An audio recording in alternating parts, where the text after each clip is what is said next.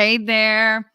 This is Kat, and this is my live podcast, Stand Out and Grow. So today I have a wonderful guest, Donna Dube, who is going to walk us through some strategies on executing accountability. So basically, running your own business and how to set yourself up for success.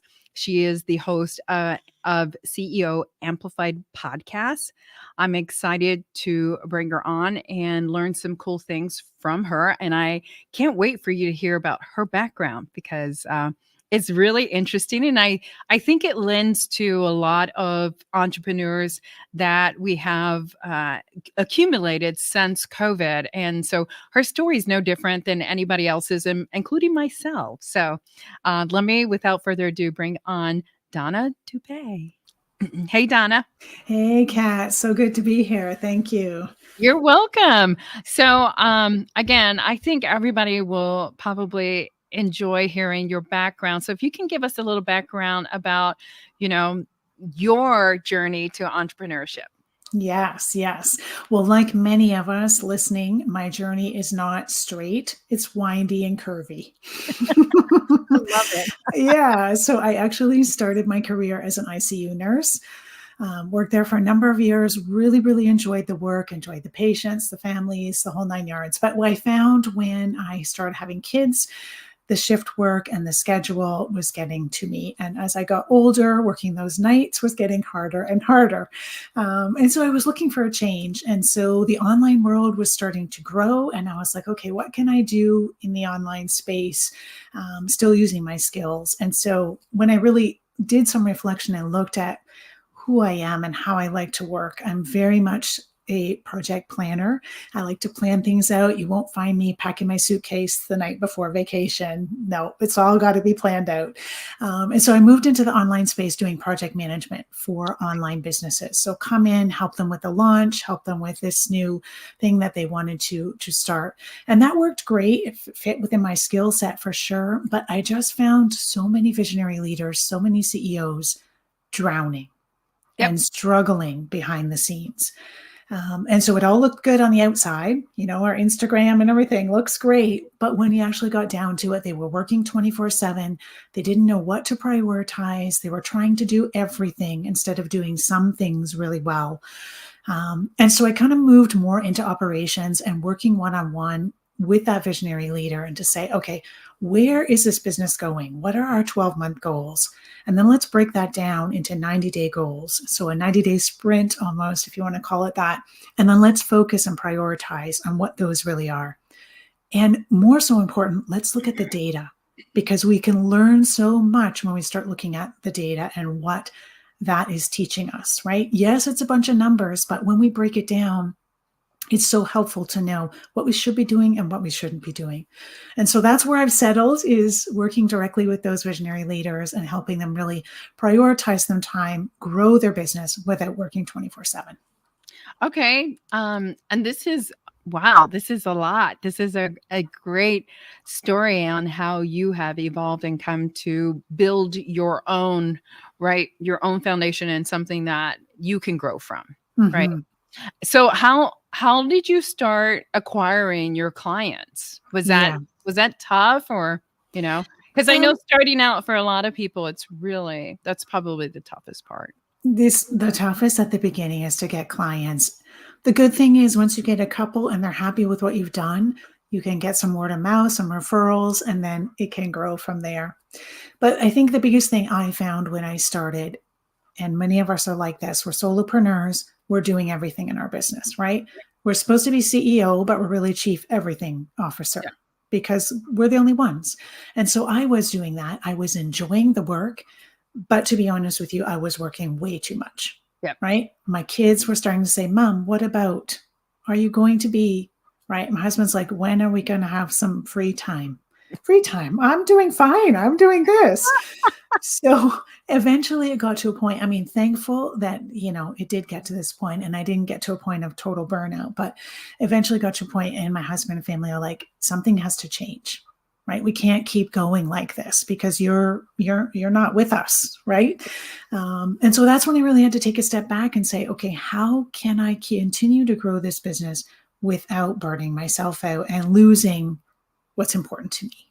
Yes. And so that's when I really, again, had to step back, reflect. And that's when I've been able to put in some of these habits to make long-term success, to make your business sustainable so Yep. that you can still enjoy your life outside of your business. So give me an idea, like what kind of businesses are you working with?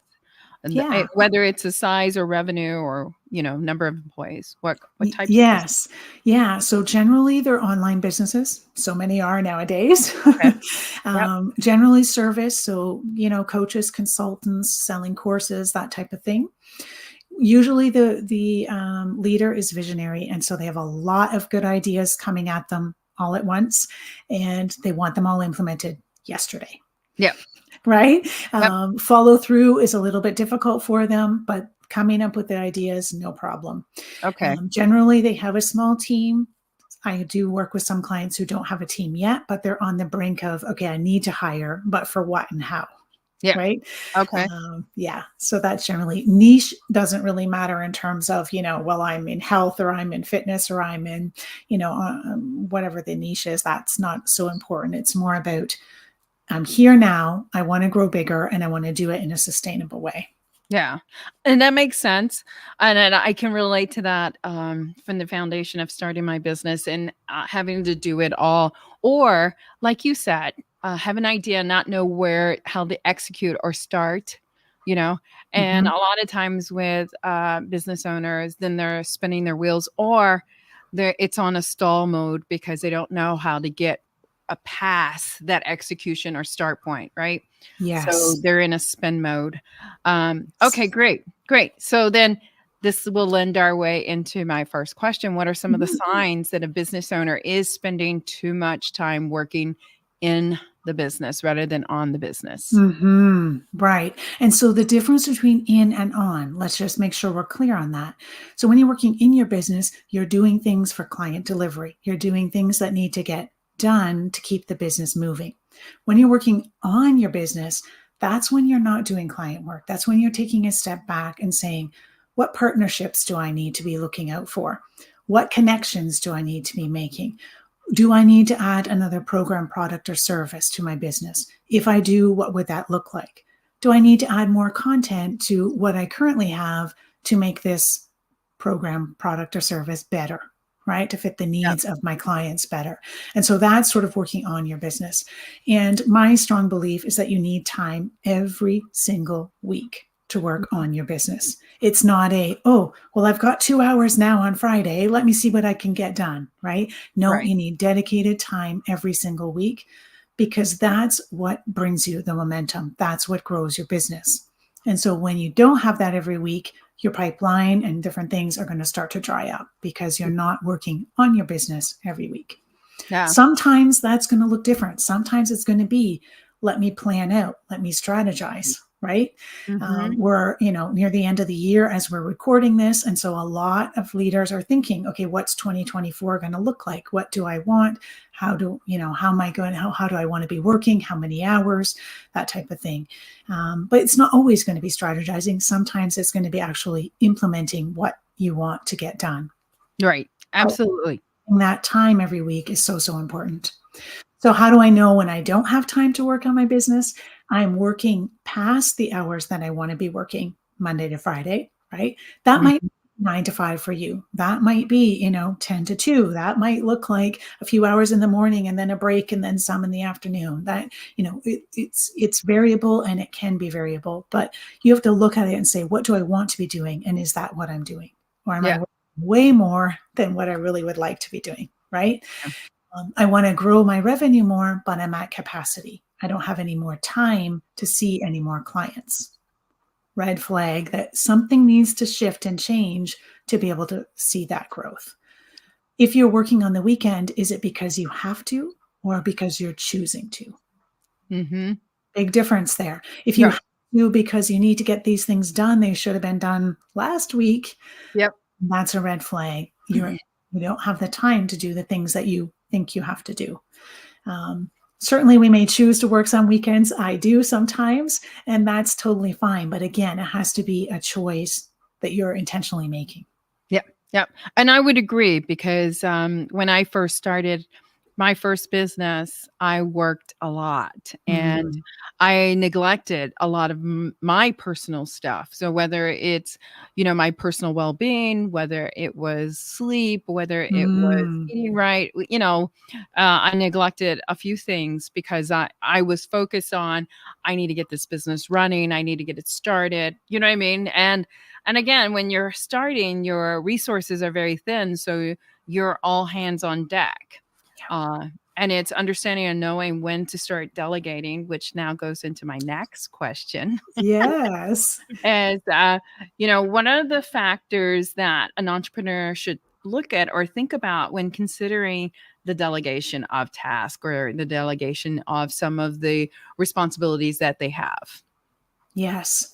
So I like to approach this from a strategic perspective.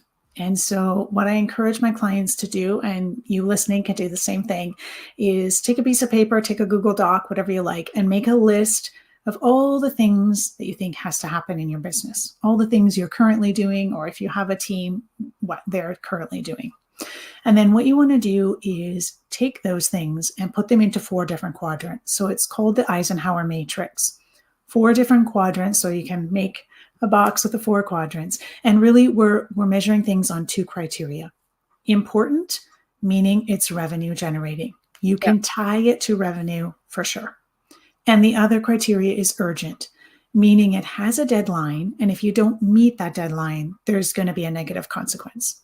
So, as an example, paying your taxes, right? We all have to do that at a certain time, no matter where we live. It's part of the deal. And if we don't do that by the deadline, there's going to be a consequence that we don't want. So important and urgent. And so you take each of those tasks and put them in one of those 4 quadrants. Important and urgent, not important, not urgent, important, not urgent, like that.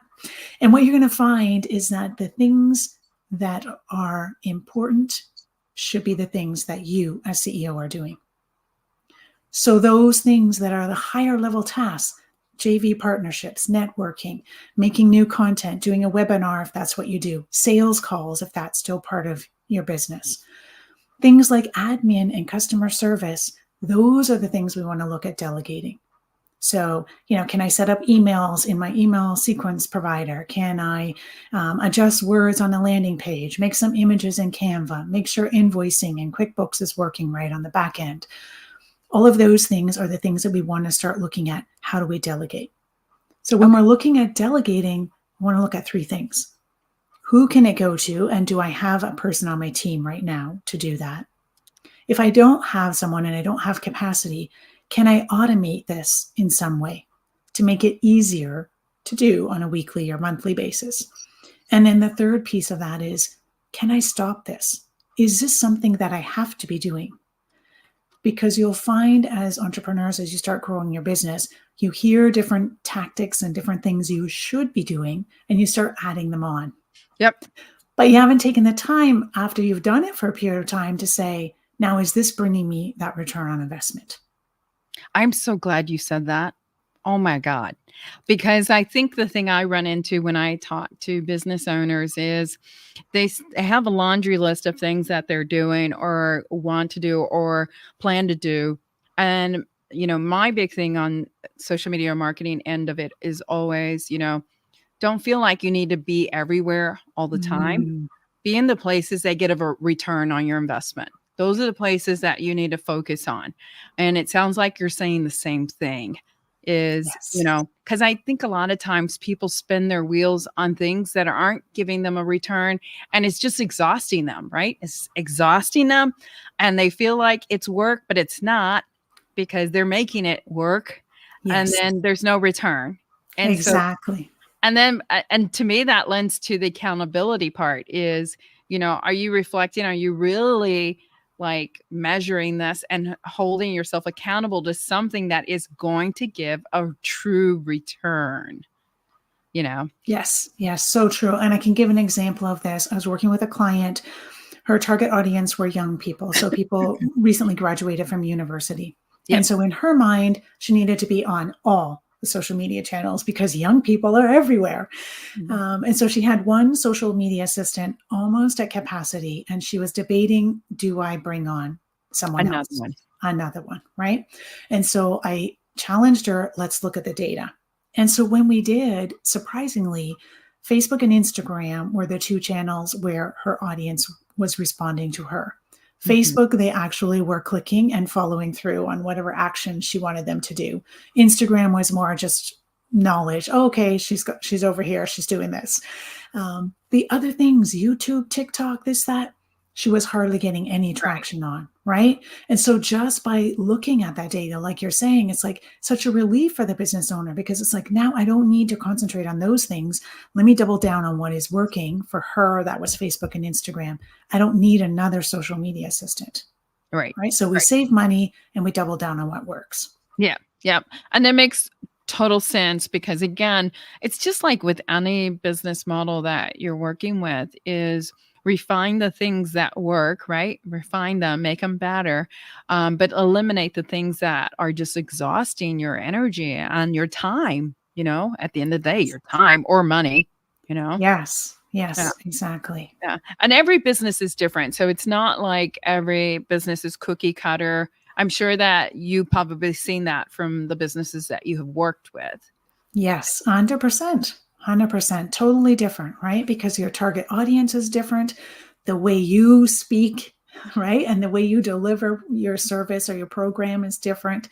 So, yes, we can't just take what our business friend or what a business guru that we follow is doing and expect it to work copycat for us. Yeah. We actually have to have that trial and error and, learn from our mistakes. Absolutely. So I don't want to butcher your name, Kanisha. So that yes, there will be a replay, so you can rewind that. And I'm glad that you're enjoying this. If you have any questions, please drop them in the comment.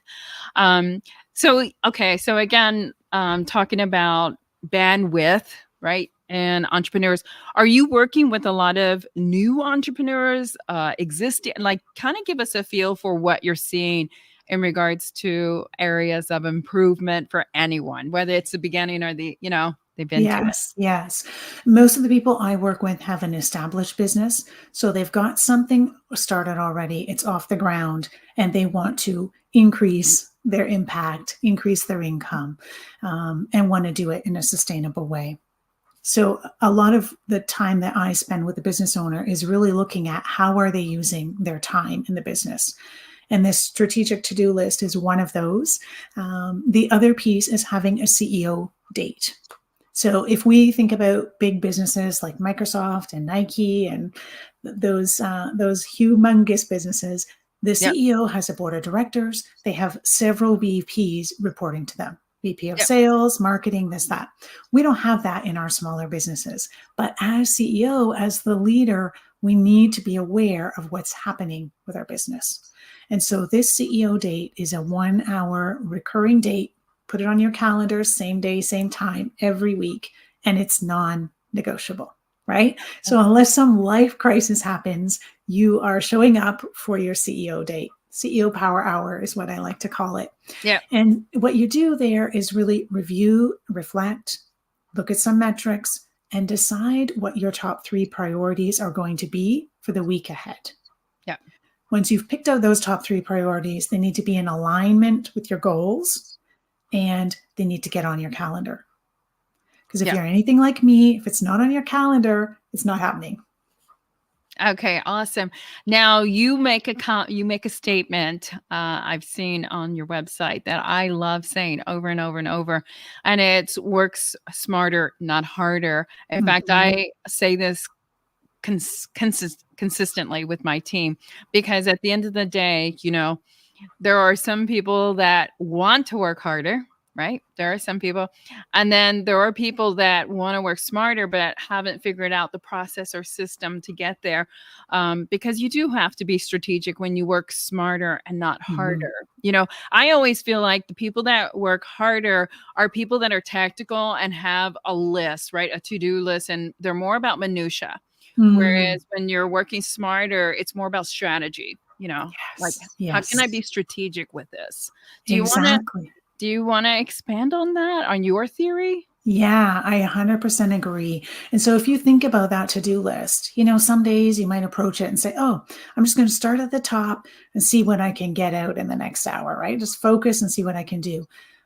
But some of the things you're doing may not be CEO level work, Right. right? Yep. And so you might say, well, but I really enjoy it. That could be true. You might enjoy it, but we have to look at the dollars and cents. Yep. And so whatever your rate is per hour, if you're going into Canva and adjusting images times your rate, you start to look and say, no, that's not worth it. I could pay someone to do this significantly cheaper, and it might be more in their zone of genius than it is in mine, right? Yeah. Yeah. So I realize as solopreneur with a small team, not all of your hours can be spent CEO level work, but that's the mindset you want to have, right? Yep. You want to go into your week knowing that there's set time to do that.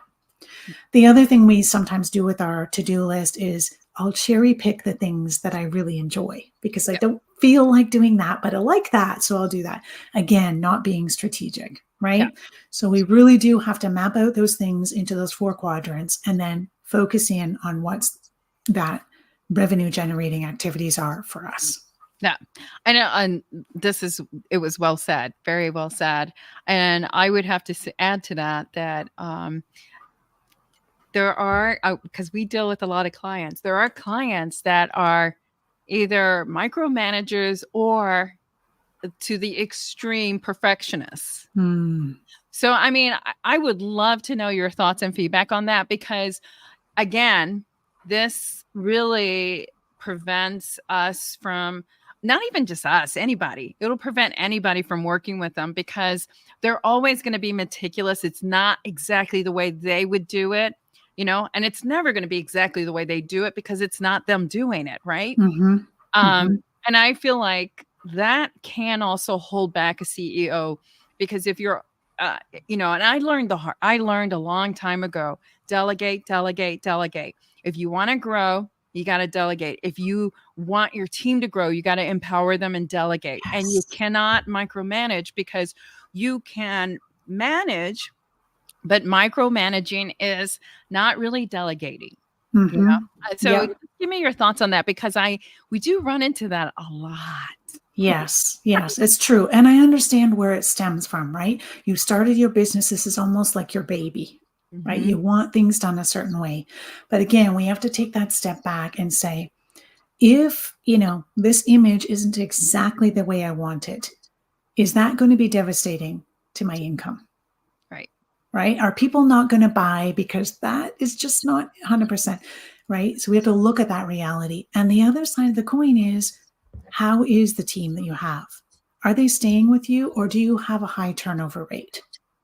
Oh, good one. And if you do, it's possible it's related to the way you're leading or managing, right? And so many of us start a business because we're good at a craft. We're not 100% good at leading sometimes. And that's an area where we need some development and we need some work, right? Yep. So if you find yourself in that position where you're like, oh, I just want to change this. I just want this to be just so, again, try and take that step back and say, if I put this out in the world, is it really going to ruin my brand? I'm so glad you said this. Oh my God. I mean, because, I'm not going to say it's not rocket science, but at the end of the day, it's exactly as you elegantly described it because, you still have to keep moving your business forward. You can't let, like, let's say your notion of this is not exactly how I would do it. You can't let that notion prevent you or prevent your team or whoever you hired to push out, content or, business development or whatever it is that is there in place that you've delegated. And now you've kind of like, are kind of halting it because of the pickiness or the micromanagement. And I get you want your brand and you need, the brand to flow. And I get that as a marketer, I get that, but it's not always going to be an exact science, right? Not always going to be exact science. Yeah. And so often, if you could just almost take a step back and trial it. So challenge yourself to try not to be as picky, and you'll see your team become more full, right? They are Mhm. now able to be more creative within that space you've given them. And they may even come to you with better ideas than you had, because you're allowing them that space to be able to be in their zone of genius. Yeah. And my theory, my thing is when I try to help business owners let go a little, is Mhm. I always encourage them and say, your big picture, your job is the big picture. If it doesn't flow with the big picture, then there's a problem. Yeah. But again, keep yourself at the top. Don't put yourself down here with the minutia, because that's when you delegate and hire people to do the task-oriented minutia. You know, can you Yeah. tweak and refine it? Yes, absolutely. But keep yourself elevated up here. And it goes against the theory of, if you think like a billion-dollar company, you will become a billion-dollar company. If you think like a small little company, you will stay a small little company, right? I mean, Yes. I'm totally in belief of that. And Yeah. my theory comes from when I first went into corporate America. I had a very good mentor that said, Kat, dress like you earn $1 million and you will earn $1 million. Mm-hmm. You know what I Mm-hmm. mean? It's the Yep. whole mindset. It's so true. And I have a CEO score that I use with my clients, which is just basically a weekly score that they review themselves on to say, okay, how much time did I spend this week on that CEO level work? Right. Right. And so, depending on your revenue goal for the year, you're going to need a higher CEO score. Yeah. Right. And Yeah. so, it's just a quick way of analyzing, okay, did I stay in my zone? Did I stay in that higher level work, as Kat is talking about, during some time this week? And so you would have a score that you need to reach each and every week, just a way to help you stay accountable to that. Yeah. And I have to compliment you, because when I checked out your website, you have some resources there that I think we need to talk about, that are available to people, that are for free, completely for free. And I think would be useful tools for any CEO. As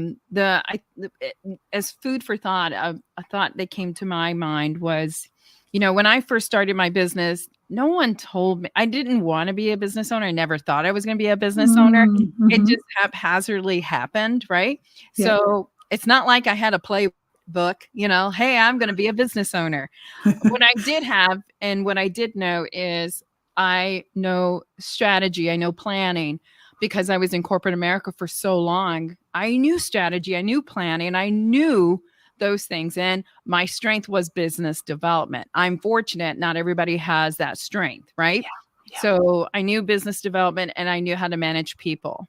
So the other things I had to learn from other people. And there's Mm-hmm. quite a bit, right? As a CEO, there's quite a bit that you have to learn in order to be successful. So here's my other question to you, Donna. What do Yeah. you say to a CEO who's not making money? And they're a Mm. mature business. So they're paying their bills, right? But they haven't gone above that. They're just flat, right? Yeah. So Yeah. So they're they're making, not paying themselves regularly. right. What would you Mm-hmm. say? I mean, have you run across that? I mean, because Yes. I have to say, I hear that a lot. Yes, yes. And I think that's where diving into what's actually happening with our numbers is important, Yeah. right? So, what is the revenue trend? Is there some increase year to year?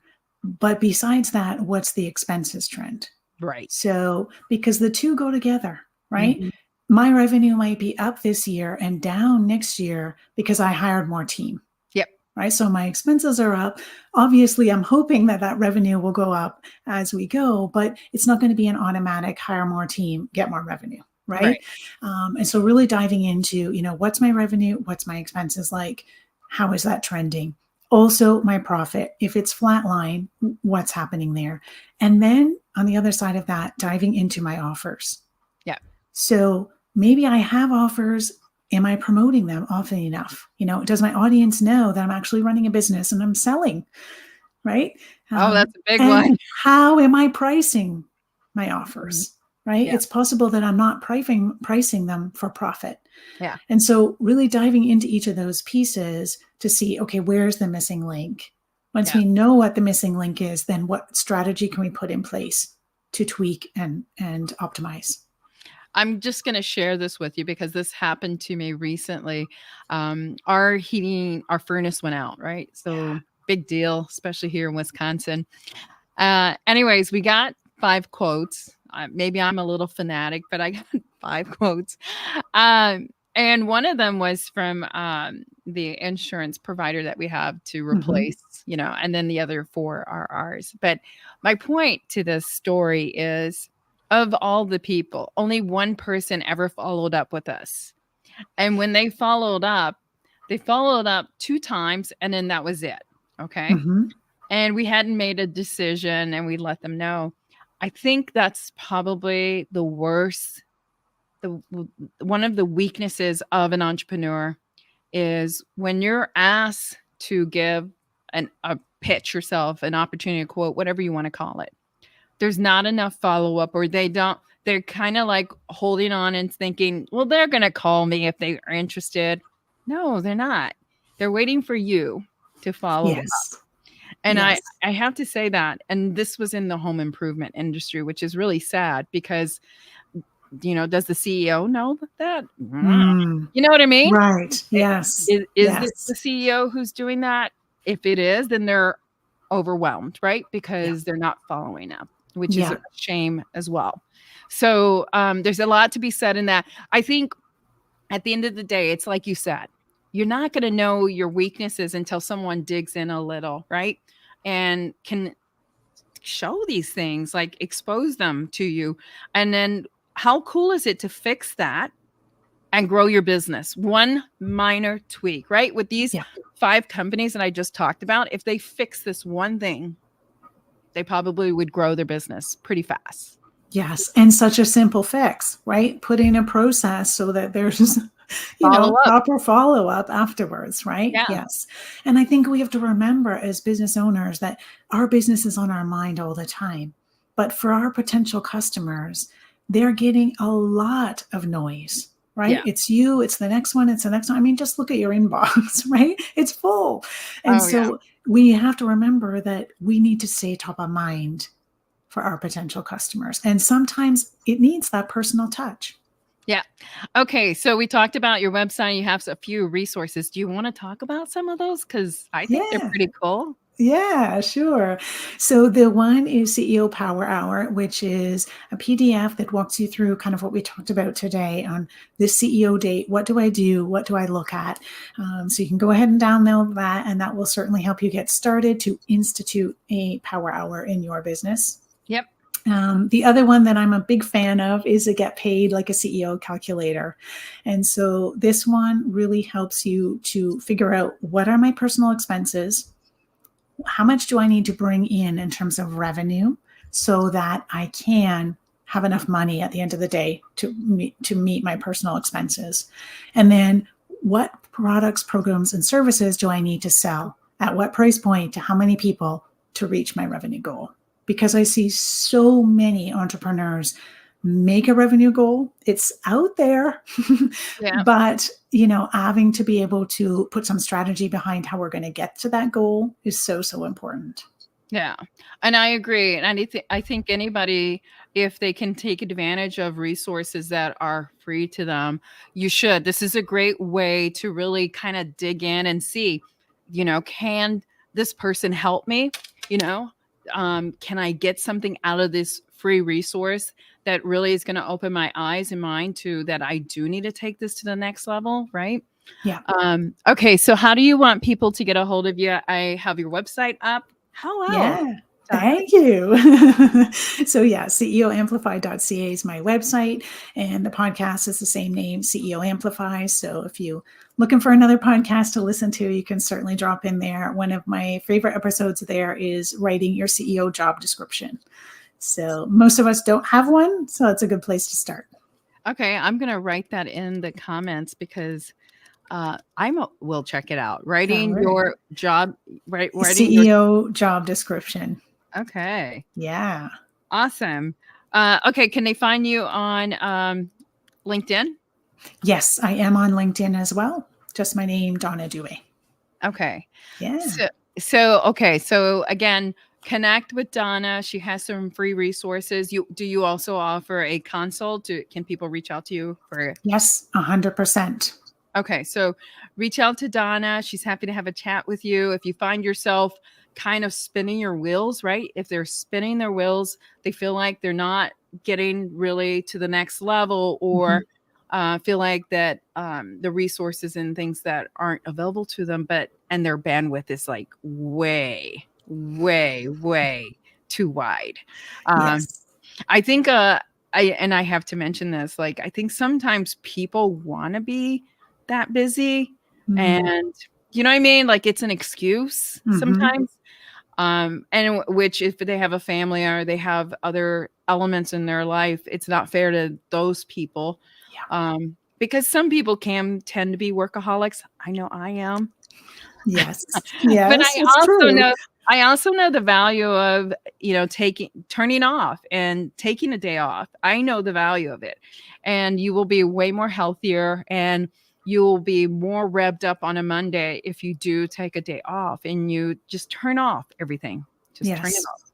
Yes. And I think it sets up the right culture and the right environment for your team as well. Yes. Right? I agree. Because we want them to be able to also take 100% unplugged time off. And when you do it, it shows a good example. This can be done. I agree. Because I do work with a ton of different business owners, entrepreneurs, whatever. And some of them are major workaholics. I mean, remember we used to give out employee cell phones, and they used to text our employees at 3, 4 in the morning. Nobody's going to answer that. Why would you do that? Yes. Keep a journal, put it on a notepad. I don't know if you get texts at 3, 4 in the morning. Hopefully you're not. I don't, because I don't allow it that way. Okay. Right? I have boundaries, and we got to stick to the boundaries. But yes, for sure. Okay. I mean, I do have, clients can email outside of office hours, and I just let them know. I will get back to you, when I'm back in the office. So, good for you. Setting those boundaries so important. Well, Donna, I appreciate you being on the show. This has been very good information, and I'm so glad that you were able to share it with my audience. Thank you so much. Thank you. It was fun. Thanks, Donna. Thank you for joining me on the Stand Out and Grow podcast. I hope that you got a wealth of information from Donna. This was really fun for me. As an entrepreneur, I get it. It's not easy. It is not easy. And especially if you're an entrepreneur and you're trying to take it all on and trying to tackle it, my suggestion is, and I've said this many times, if you don't have a mentor, if you don't have someone to lean on, you're really hurting yourself, because it takes someone from the outside looking in to tell you you're spinning your wheels, or this is not going to put you in the right direction, or whatever the case may be. So it's just having someone to bounce off stuff to, or holding you accountable, which we all need to be held accountable. Until next time, you got this.